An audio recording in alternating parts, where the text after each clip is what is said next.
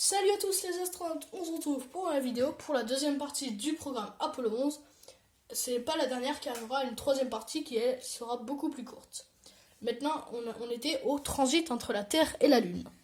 Environ une demi-heure après cette manœuvre, le module de commande et de service CSM se détache du reste du train spatial puis pivote de 180 degrés pour venir s'arrimer avec le module lunaire, surnommé Eagle, dans son carénage.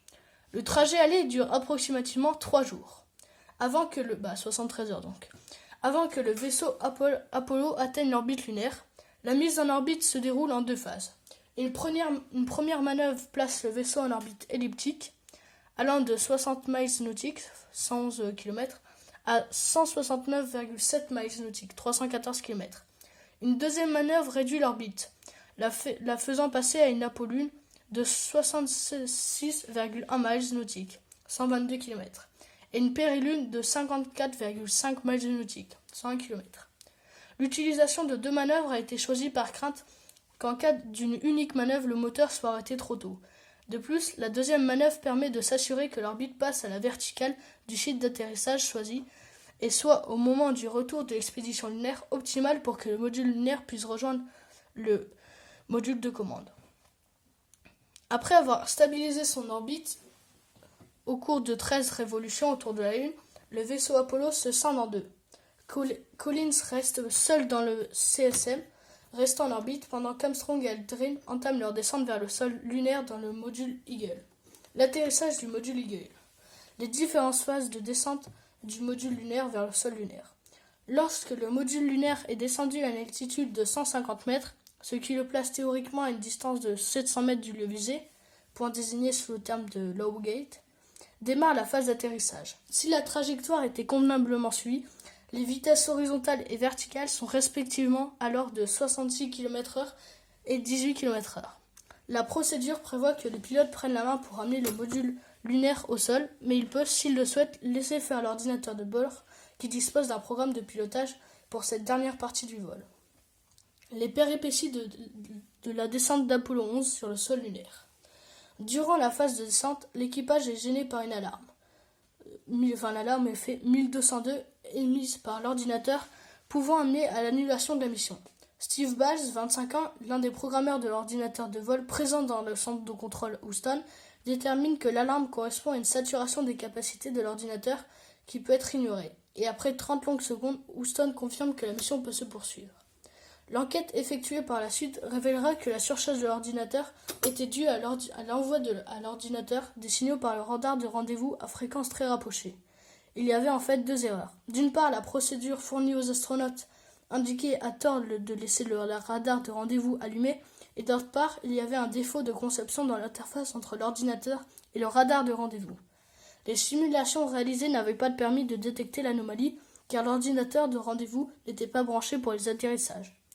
Le problème sera corrigé pour les missions suivantes. Par ailleurs, des mesures seront prises, modification des programmes de calcul de trajectoire et accroissement des corrections de trajectoire intermédiaires.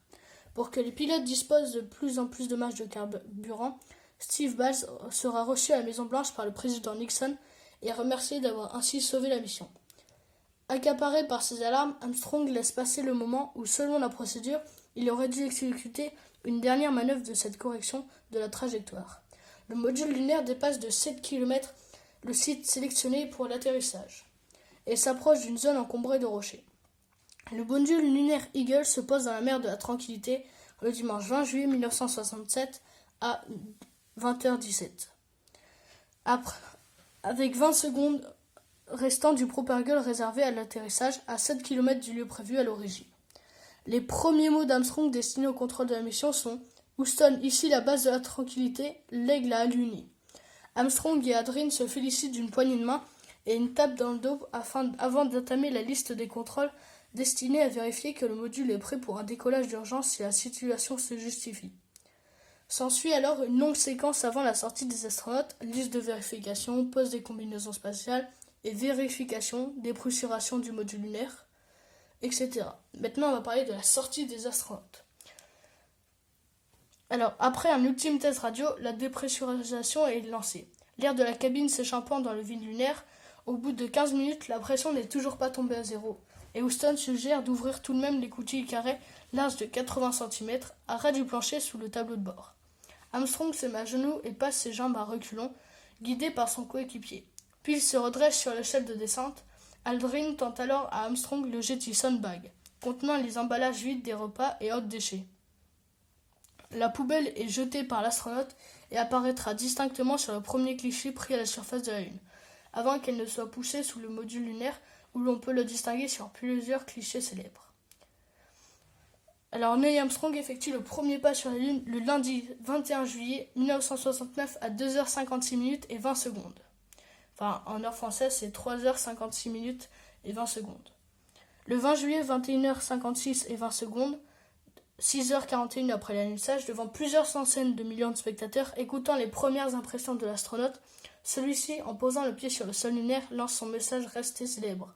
That one small step for man, one giant leap for mankind. C'est un petit pas pour un homme, mais un bond géant pour l'humanité. La consistance du sol lunaire avait été la source de beaucoup d'interrogations depuis le lancement du programme Apollo. Toutefois, les observations effectuées par les sondes lunaires du programme Surveyor avaient fourni des indications importantes sur sa consistance et avaient en particulier permis d'écarter, a priori, le scénario d'un engloutissement des engins spatiaux par une épaisse couche de poussière. Buzz Aldrin pose à son tour le pied sur le sol lunaire, 19 minutes après Armstrong, devenant le deuxième homme à fouler le sol lunaire, et s'exclame « Belle vue » avant de préciser son sentiment par un magnifique désolation. Aldrin racontera que son premier acte a été de donner un coup de pied dans la poussière lunaire. Son second a été de satisfaire un besoin physiologique dans le slip collecteur d'urine de sa combinaison spatiale, c'est-à-dire qu'il a fait pipi. Car il y en a plein qui se posent cette question, comment est-ce qu'ils font pipi dans l'espace ? En fait, ils ont un slip collecteur d'urine dans la combinaison spatiale, c'est quelque chose de spécial. Alors, Armstrong se joint alors à lui pour dévoiler une plaque commémorative fixée sur un des pieds de l'étage de descente qui doit rester sur la Lune après le départ des astronautes. Sur celle-ci figure le dessin des deux hémisphères terrestres en texte avec le nom et la signature des 3 astronautes et du président Richard Nixon. Armstrong lit le texte à haute voix. Ici, les hommes de la planète Terre, on a pris pied pour la première fois sur la Lune, juillet 1969 après Jésus-Christ. Nous sommes venus dans un esprit pacifique au nom de toute l'humanité. Armstrong détache ensuite la caméra de télévision de son support sur l'étage de descente d'où avaient été filmés les premiers pas de la Lune. Ils installent sur un pied tripode à 20 mètres au nord-ouest du module pour que les activités de l'équipage puissent être filmées. Déploiement des instruments scientifiques.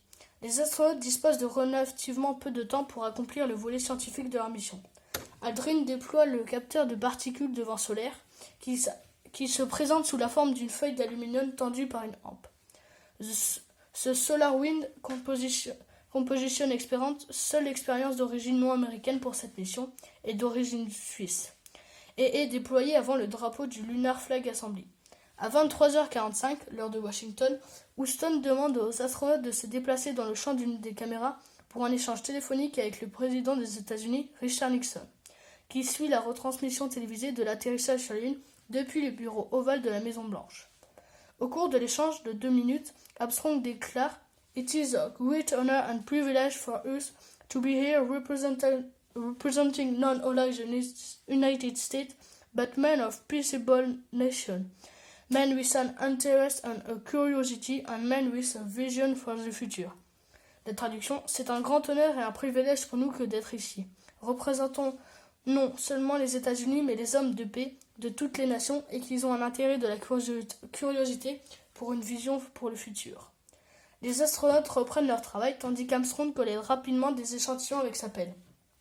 Aldrin effectue une série de photos, une empreinte de botte sur le sol lunaire, des images du train d'atterrissage du module lunaire pour permettre d'évaluer son comportement ainsi que plusieurs photos panoramiques du site.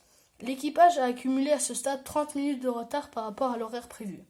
Armstrong effectue des prises de vue stéréoscopiques de la surface avec un appareil dédié tandis qu'Aldrin décharge les 2 instruments scientifiques de l'Early Apollo Scientific Experiment Package, qui sont stockés dans la baie arrière-gauche de l'étage du descente du module lunaire baptisé Modularized Equipment Storage Assembly. Le retour sur Terre. Alors que Buzz Aldrin réintègre l'habitacle étroit du module lunaire avec l'encombrant PLSS dépassant de son dos, il casse par inadvertance le bouton du coupe-circuit qui permet l'armement de la mise à feu du moteur de l'étage de remontée du module lunaire, et donc le décollage. Le contrôle au sol confirme que le coupe-circuit est en position ouverte. Armement impossible, ce qui est sa position normale dans cette phase. Pour déclencher la mise à feu, il faut pouvoir enfoncer un objet suffisamment fin dans l'orifice occupé autrefois par le bouton.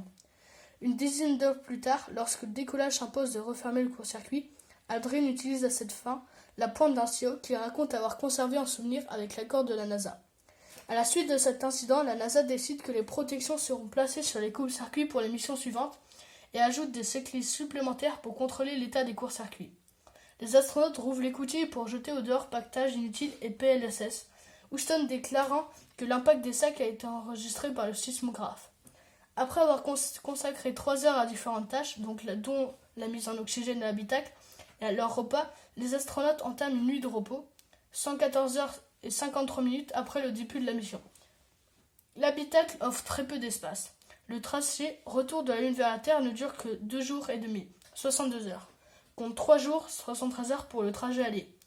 Arrivé à proximité de la Terre, le module lunaire est largué 15 minutes avant d'entamer la rentrée atmosphérique.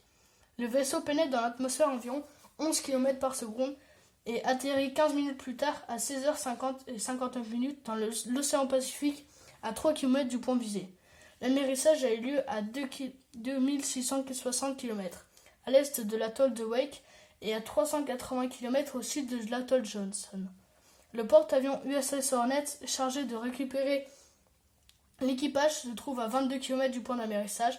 Il s'est écoulé 195 heures et 19 minutes depuis que le vaisseau a décollé.